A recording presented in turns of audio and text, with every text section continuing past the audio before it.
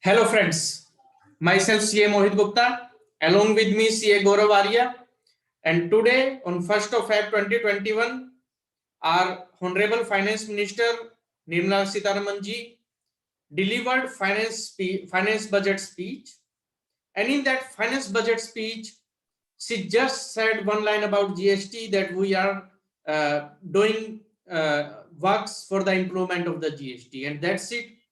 I probably and along with other indirect tax practitioners must have thought that there are no any amendments related to GST. But when I went through the finance bill along with the memorandum, my eyes goes blur because there are so many amendments which are going to be affect the taxpayers in a very depth manner. Most of the amendments are negative for the taxpayers and they have been centric towards certain bogus persons who actually compelled government to penalize all the taxpayers registered under GST. Welcome, Mr. Gaurav Arya. Thank you very much, sir. What And are good your night. views on finance budget 2021 overall? Sir, government come up with the open hands and have done a very great budget allocation. If I talk about the economic part, but when I come out at the taxation part, especially on the GST part, I must say, key to capture the shark, they have emptied the whole pond, and now the smaller fishes are finding very difficult to survive. There are some provisions, there are some amendments in the GST Act in this budget, which seems to be not seems to be which are very draconian one and which needs to be reconsidered. With these words, let's start the today's presentation, sir. So, first of all, let me tell you these proposals in the finance bill are made the proposals right now. Once this bill will be converted into the act, still these provisions will not be live. The date on which Ministry of Finance will issue a gazette notification for the implementation of these amendments, the day that will be the judgment day on which these provisions will trigger. So clause 99 to clause 114, these are the clauses related to GST. So first clause 99, I think that is just a mere presentation amendment, because earlier this particular transaction was covered in schedule 2 clause 7. Now that has been incorporated into section 7, that the activities or transactions by a person other than individual to its members or constitute or vice versa for cash, deferred payment or other valuable consideration. So this definition has been incorporated into supply. Earlier that was in schedule 2, which says these will be considered also as supply. So that I believe is not a major impact amendment. But what is the next amendment which I'm going to ask you, Gauravji, that I believe that was a point of defense for every taxpayers from last almost 4 years, that where is the legal sanctity of GST R2A? It is not covered in the act. Now section 16 has been amended. Can you just cover that? So in this particular amendment, the government wants that the input tax credit is subject to the availability of the supply, the showing of supply in GST at 2A. Earlier, the industry was saying that when the recipient has received the services or the goods and has paid to the supplier and has fulfilled all the conditions of input tax credit of section 16, so how can government debar them from taking the input tax credit barely on the basis that the said particular supply is not appearing in GST at 2A? And various courts has been pronounced the decision in the favor of SSCs. Now what I have said in the very beginning of this presentation, in the very beginning of this discussion, to capture the big sharks, government has emptied the whole pond. Now the smaller fish find it very difficult to survive. This is one of the draconian amendment where they have linked the availability, where they have linked the availment of input tax credit to the GST at 2A. Means if the supplier has not paid the taxes, has not filed the return, how can the recipient be liable for that? Now it is high time to capture those suppliers who have not filed the return, who has not paid the taxes. But now again and again, government is focusing on the recipient. They are putting the onus on the recipient.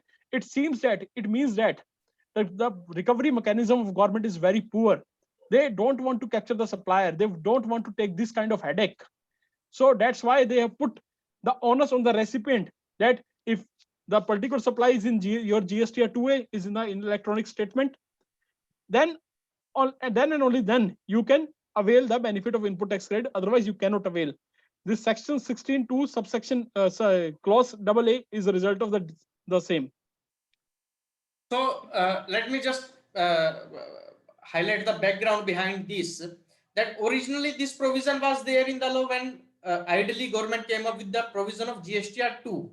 But since that has never came into reality, what happened from 1st of July 2017 to 30th of September 2019, that there was no provision where government can ask or force a taxpayer that the ITC which you have availed is not the correct ITC or not a legally eligible ITC because it is not coming on our portal. On 1st of October 2019, government came up with the provision that whatever coming on our portal plus 20% relaxation, you can avail that ITC. Still, there was no invoice-wise matching ITC concept there. Then government amended that 20% to 10% on 1st of January 2020. Still, there was no invoice-wise matching concept of ITC. You have a broad coverage. And from 1st of April 2021, government came up with the provision of 2A plus 5%. Alongside, for the refunds, government have clearly said if it is coming in 2A, then only we will give the refund. Otherwise, we are not going to sanction the refund. But now with this amendment, what Gaurav ji have also explained, that invoice-wise matching concept has arrived. And now I will not be surprised if from 1st of April 2021, government will say that particular invoice, if not coming, then you can't avail the ITC. Currently, there was a total matching, that 100 matching with 100, but now invoice-wise matching will be there. This is that type of amendment. Now the next amendment, Gauravji, clause 101 of finance budget, I believe that must have break a lot of hearts of CAs, not only chartered accountants, but also the cost accountants. Earlier, audit provision came with the ceiling of above 2 crore. Then there was a procedural limitation going on, and government said, okay, not above 2 crore, but above 5 crore for financial year 17, 18, 18, 19, and 19, 20. And I believe this amendment will really break the heart of those taxpayers who were targeting GST audit as their part of business revenue. How you take up that? Why government came up with this type of amendment? Sir, first of all, it is a big dent on the consulting industry. If I go by figures, nearly 10 lakhs people are liable to get audited. 10 lakhs registered taxpayer liable to get audited under GST law. And approximately 60 lakhs assessees, GST registered assessees, is liable to get their GSTR 9 filed. Now, after this amendment, the whole work of the consulting industry getting hurt, especially in terms of the GST audits. So I must say that there must be something in the mind of the government, for example, which we can presume, which we cannot say it will be definitely, but which we can presume that government must enable the provision, must come out with some provision in tax audit and merge this GST audit with the tax audit. However, but if I see the clause 101 of the finance bill, where they said that now along with the annual return, which is to be filed by the registered taxpayer, a self-certification reconciliation can be filed by the assessee. So it is very difficult to map what is in the mind of government.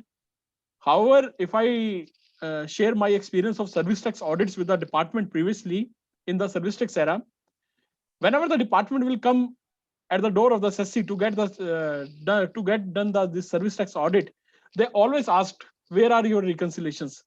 Have you matched your financial statements with the service tax returns? Have you matched your input tax credit, which is appearing in the service tax returns, with your books of accounts? Have you matched the input? Have you matched the liabilities with your books of accounts? So now, when the GST came, these all things, these all matchings, these all reconciliations has been done in one form, that's GST 9C, which is a helping hand to the government.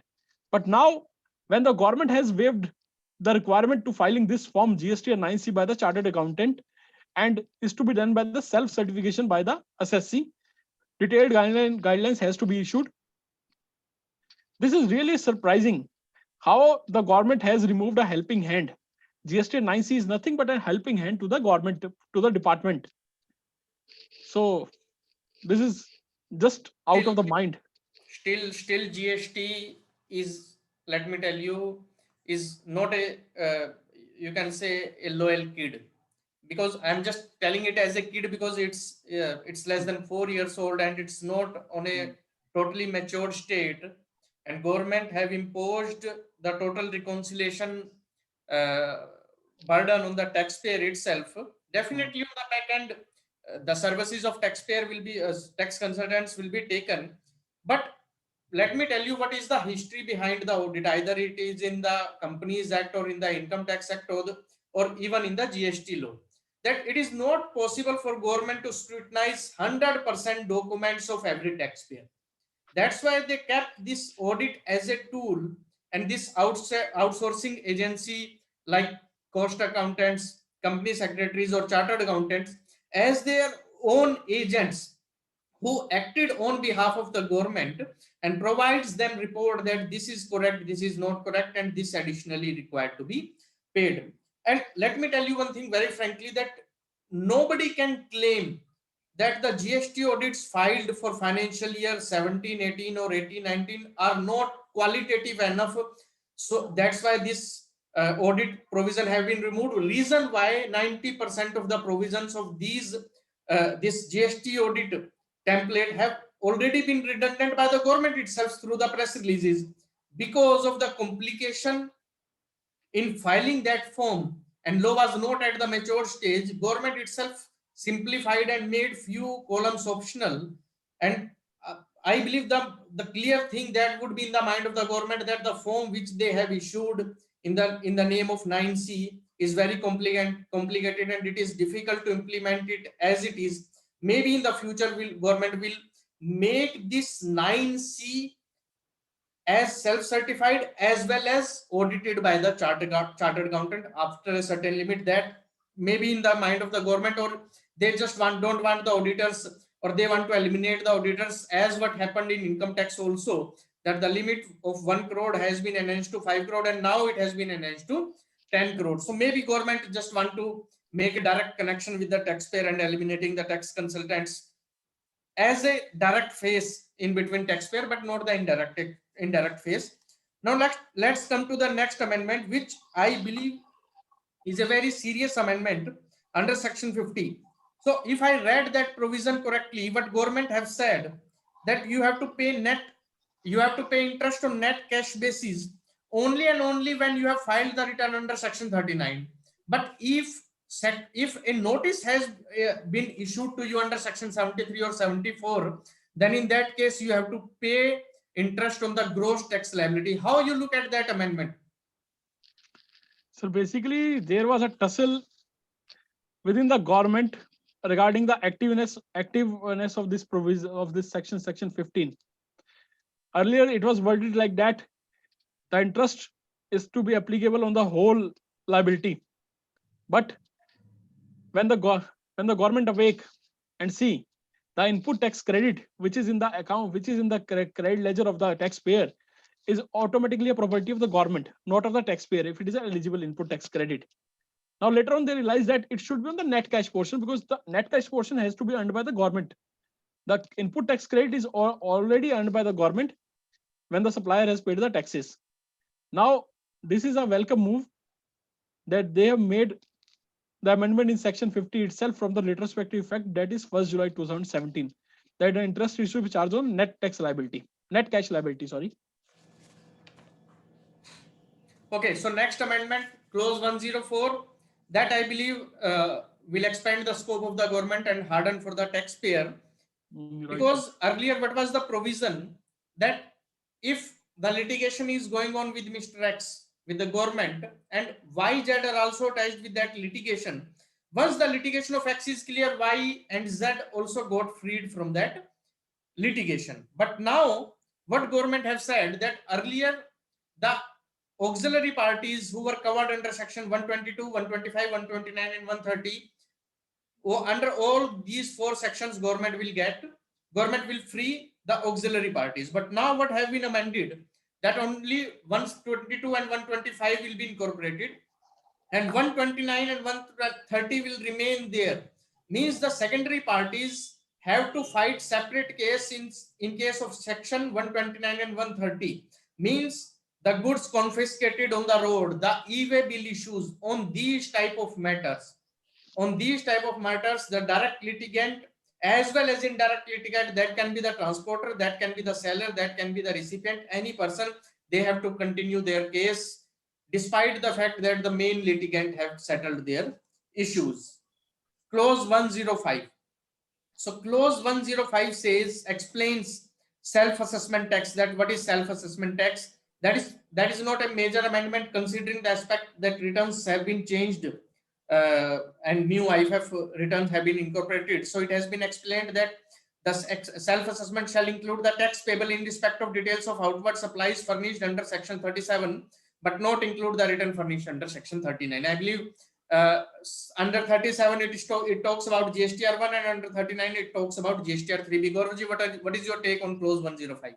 Sir, if the tax is shown in GSTR1 is excess of GSTR3B, then this amendment said ki, however the tax is not paid, because GSTR3B talks about the tax payments, and but the taxes is shown excess in GSTR1, then this taxes excess shown in GSTR1 is also treated as self-assessed tax, and proceedings will start on that under section 5.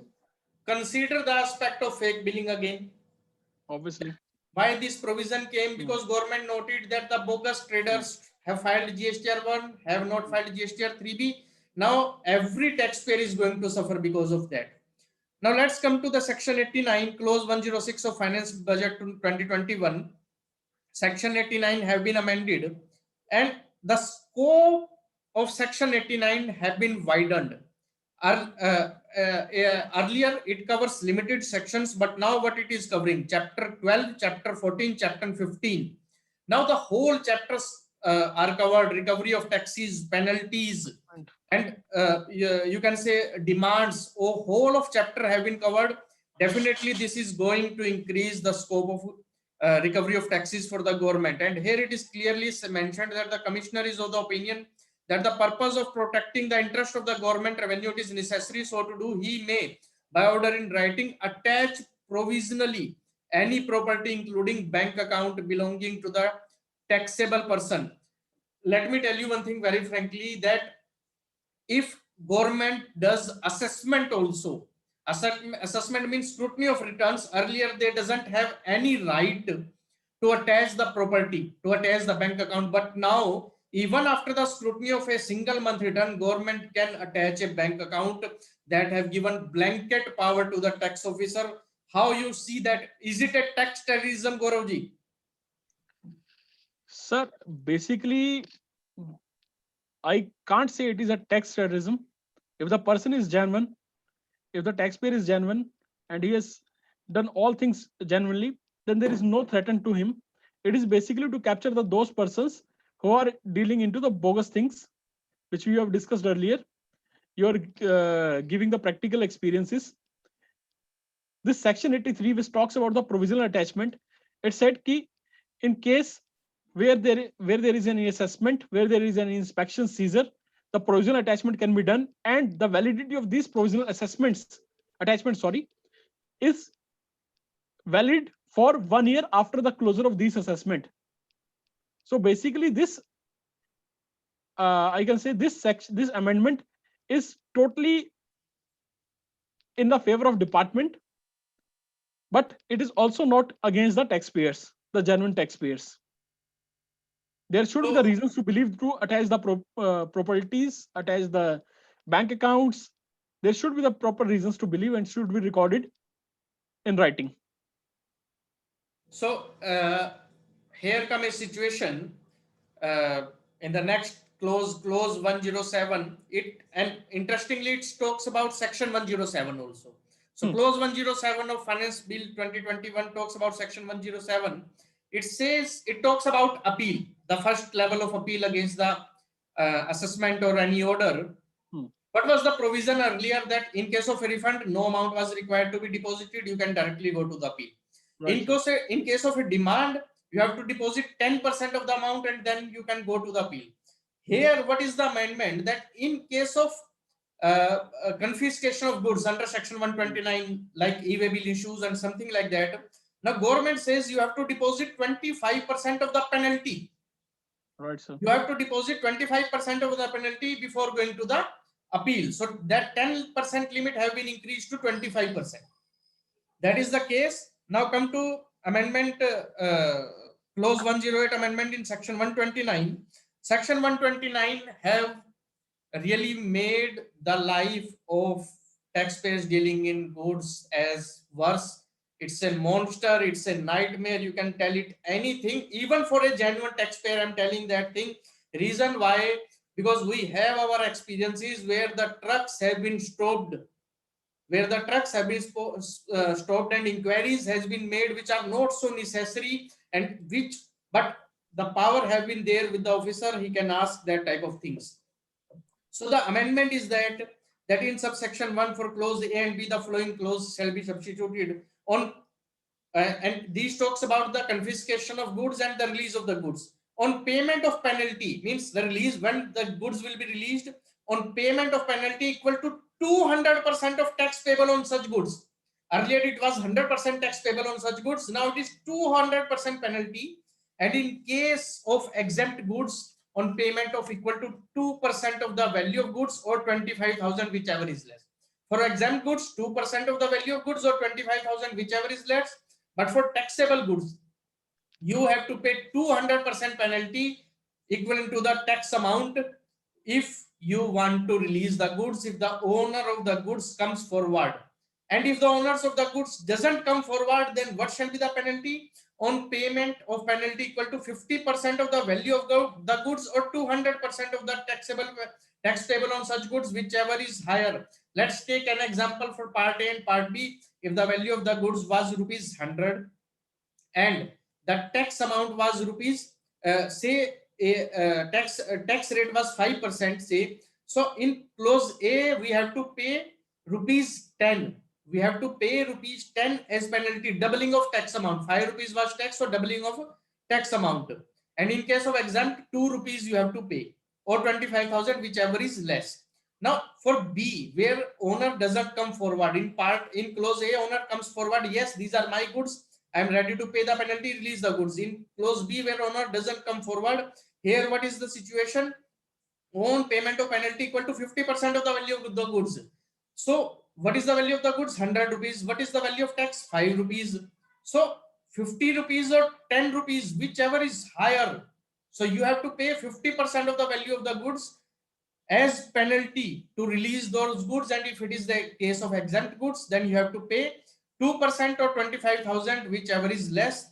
That is not changed.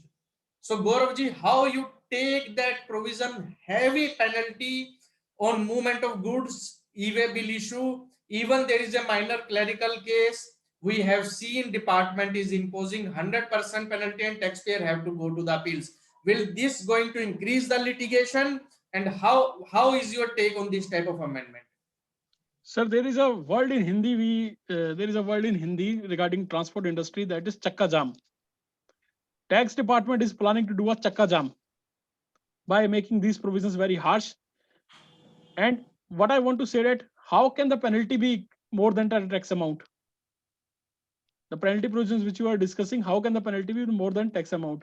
These are the very harsh provisions and needs to be relooked. I think some taxpayer will come forward and move to the High Court or the Supreme Court and we'll get these amendments quashed, or maybe if the representation is going well to that finance ministry, definitely they will relook the provision. I am not in the favor of these kind of amendments. Even I oppose these kind of amendments, because the, if I quote, can I want to quote Chanakya on that. Chanakya said that taxes should be like that pollens which the honey we capture from the flowers to make the honey. It should not be like that. We should pluck the whole flower, the flower. We should pluck only the pollens to make the honey. And number two, last time in last budget, if you recall, in budget 2020, Nirmala Sitharaman quoted, given a reference of some Tamil literature, some Tamil scripture, NC dot, in which she said, what is a self-assessment? Self-assessment means the elephant come to your door and you give them something to eat.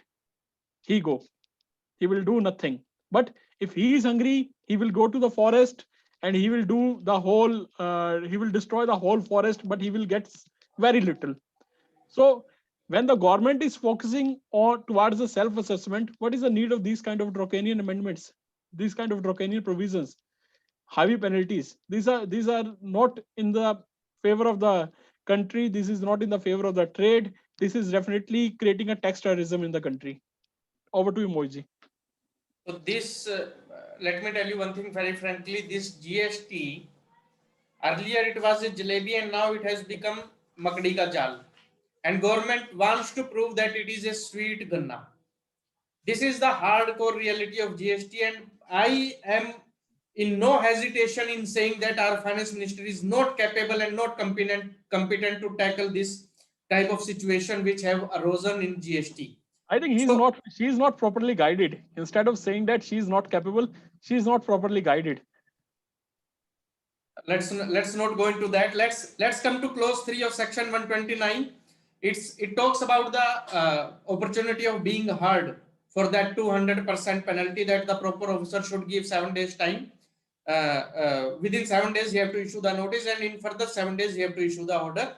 And interestingly, government have removed the words tax, interest and penalty from section 129 and incorporated the word only penalty. So now they are only charging penalty and they are not charging tax interest on that amount. Further, in clause 6, government have taken the right to sell the goods, and now clause 6 can be read as where the person transporting any goods or the owner of such goods fails to pay the amount of penalty under subsection 1 within 15 days from the date of receipt of the copy of order passed under subsection 3, the goods or conveyance so detained or seized shall be liable to be sold or disposed of or otherwise in such manner or within such time as may be prescribed to the recovery of penalty payable under subsection 3. Let me tell you one thing very frankly. This is totally against the principle of natural justice. Why? Section 107 talks about 3 months time period for filing an appeal. If I want to go to an appeal against this order, I have 3 months time period, and here government is saying हम 15 दिन में बेच देंगे आपका सारा सामान. No, this is totally against their own principle of appeal. I don't know who have drafted this and how they have drafted this and what they want to prove themselves, like Chanakya or something like that. I am personally very disappointed the way government is dealing with the e-way bills. Let me tell you one thing very frankly. It is better to say that every taxpayer just write a will that all your money belongs to government only and give your all the earnings except your bread and butter, means all the savings, to the government directly, instead of imposing all these type of penalties, because people are getting sick and getting so many diseases like BP and sugar because of all these nasty provisions. So sir,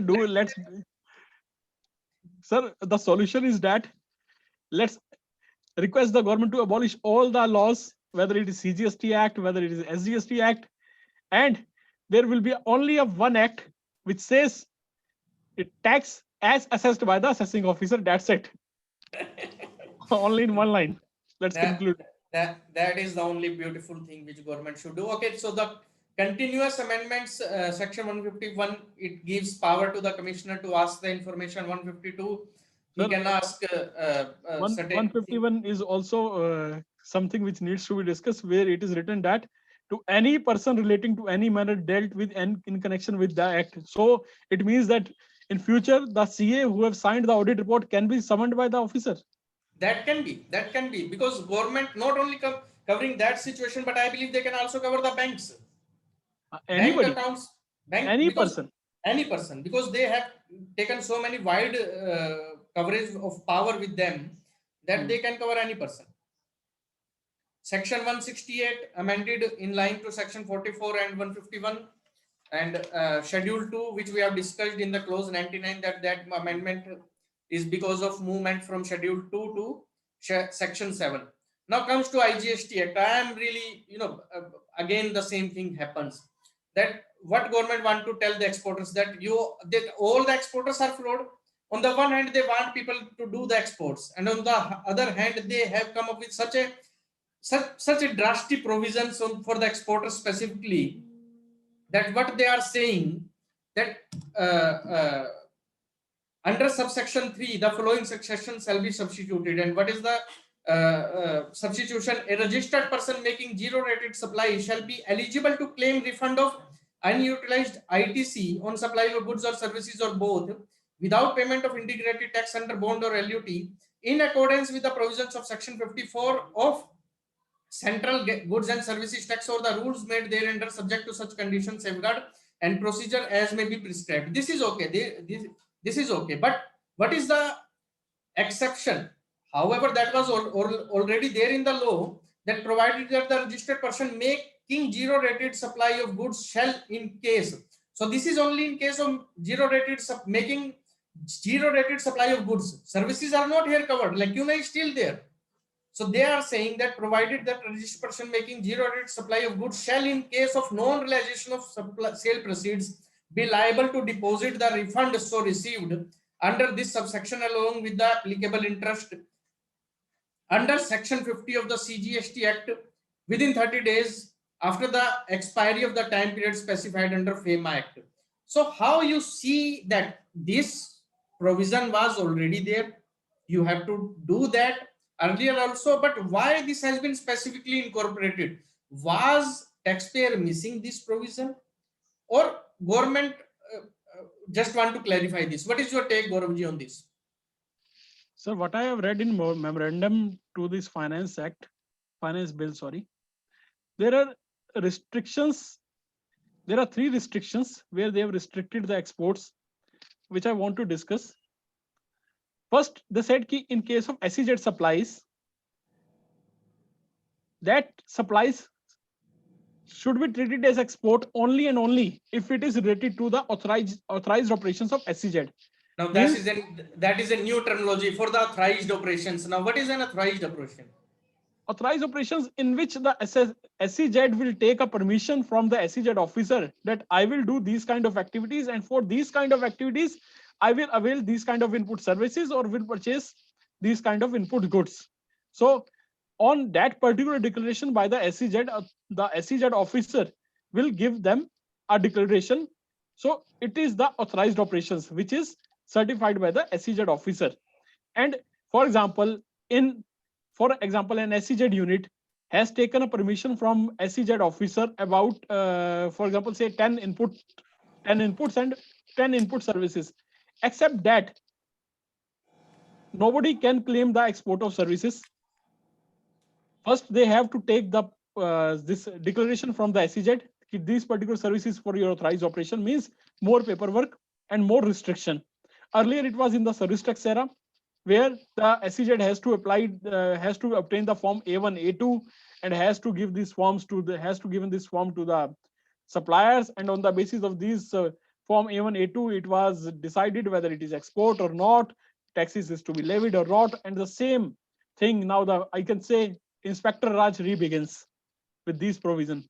So after 4 years, government realized that earlier Inspector Raj was better than this GST provisions. Sir, it is very difficult to understand when the main objective of establishing this special economic zone is to export the services. So why there is such kind of draconian amendments? Basically, what I feel that, not see that, this is only a revenue collection exercise, nothing else. Right, There is no any check and balance. This is right, only a revenue collection exercise by restricting right, the exports. right, Okay, let me come on the second one. First one is about the SEZ. Second one is about the export of goods or services with payment of duty, which we said ki IGST route, where the taxes is to be paid on the output supplies and refund is claimed. Because there was a huge fraud in that. Earlier, the government has reported huge fraud in that, where there was a bogus billing and where from the input side and the goods are exported and refund has been claimed.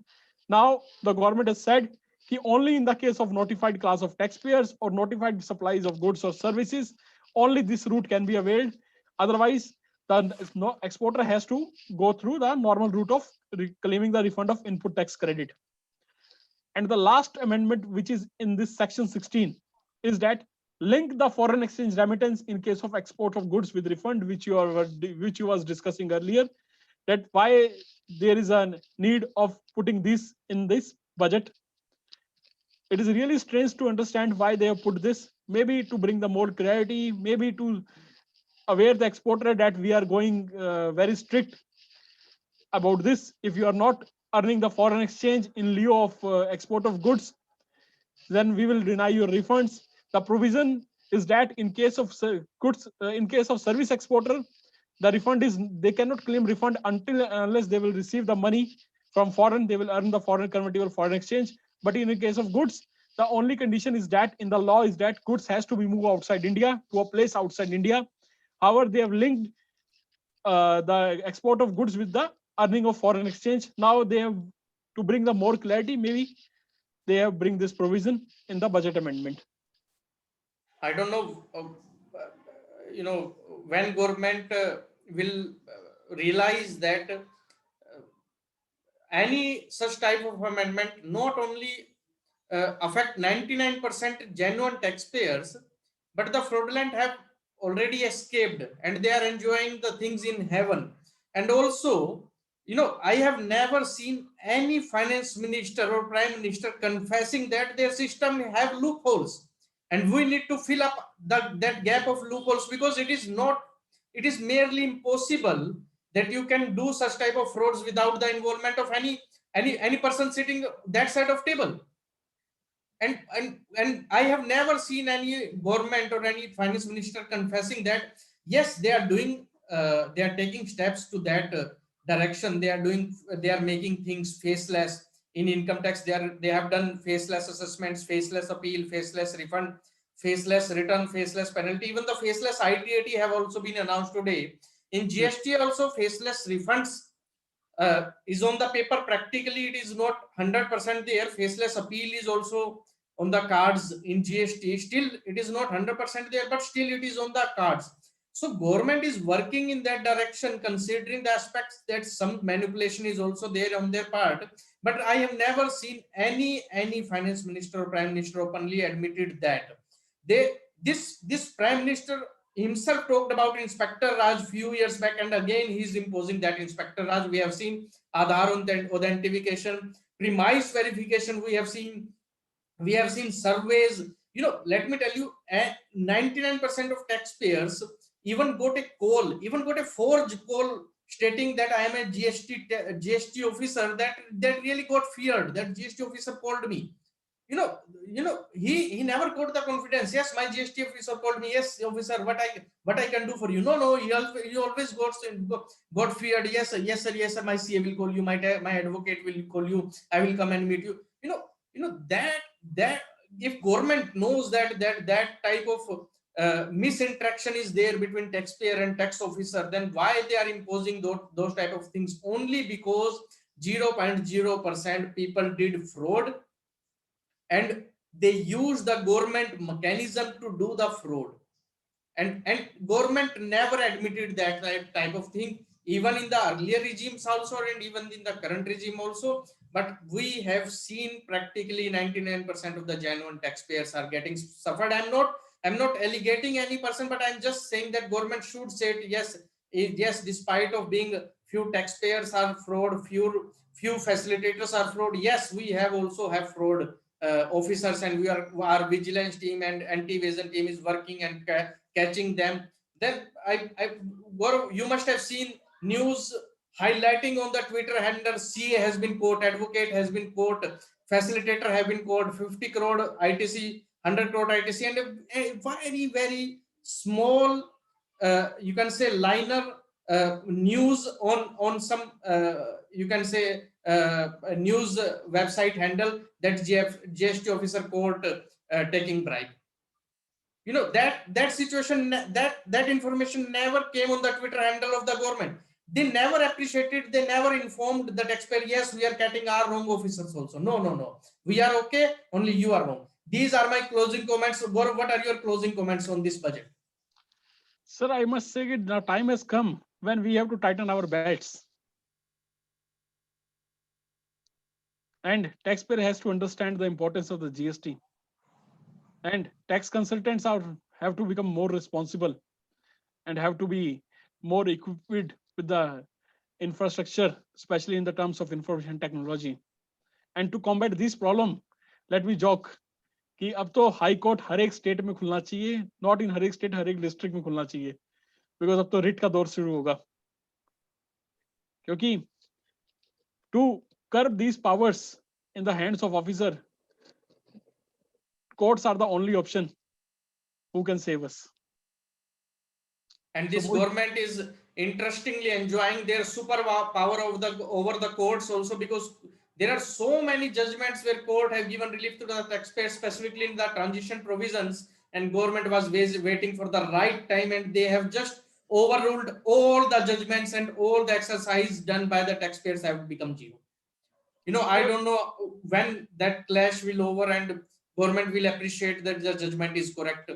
Sir, if I relate your this transition provision thing with the input tax, with this objective of GST, that GST come with the objective that there should be seamless flow. Now, which seems less flow. Right. Seamless ki jagah seems less flow. Right. So with this we conclude our deliberation today, discussion, debate on the indirect tax proposal. Specifically, we have only discussed the GST provisions. Gaurav, what are your closing comments on custom amendment? So government is talking about new portal. Government is talking about new portal where all the things will be on the portal based, like GST portal. So all filing of bill of entries, assessments, appeals, all will be on the electronic portal, through electronic portal. Most of the custom amendment talks towards that. And one of the amendment in the tariff bill is regarding the agriculture and infrastructure cess, where any particular goods, especially related to agricultural goods, which are imported from outside India, then there will be a levy of agriculture and infrastructure cess, which is quite heavy.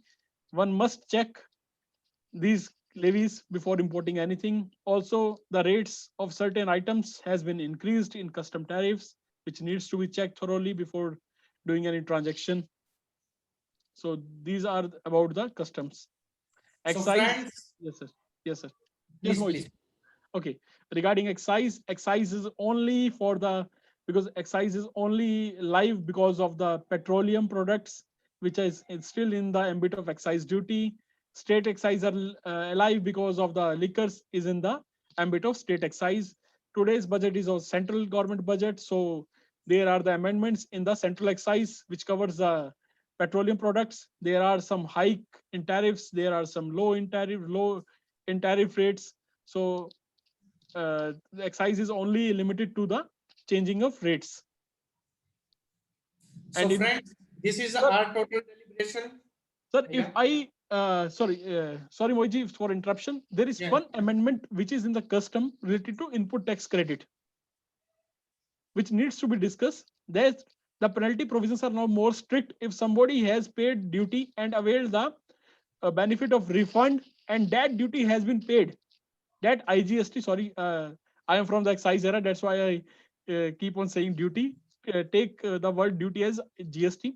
If the IGST so paid is through the payment of input tax credit, and that input tax credit has been availed fraudulently without taking the supplies of goods or services, in that case, now there is a penalty provision, Custom Act as well.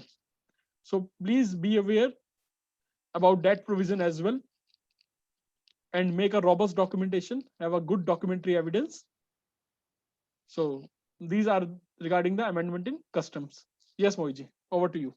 So on the one side, government is talking about paperless, seamless things, and on the other side, the situation has been created like you have to multiply the paperwork. Otherwise, it is difficult for you to prove that I am a genuine taxpayer. So friends, with this, we conclude our today's session. If you have any query, you can comment.